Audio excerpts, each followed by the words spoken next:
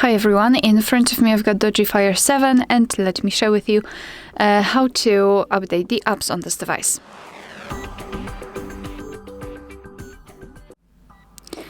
So first of all, make sure that you've got the internet connection because it is required. I highly recommend using Wi-Fi instead of mobile data. And also make sure that you're logged in with your Google account in your device. If you're not sure how to do it, you can either do it after entering the Play Store or you can do it through the settings. We've got a full tutorial of how to add or remove a Google account in this specific device. Alright, so now we have to find and open the Play Store. And here all you have to do is to tap on the circle in the right upper corner, which is your account. Then let's tap on Manage Apps and Device, and here you've got updates available.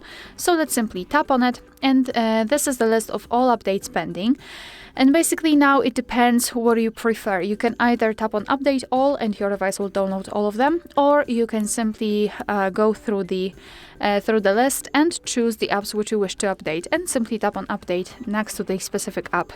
And now your device will download the updates, and after that they will be successfully installed and automatically updated.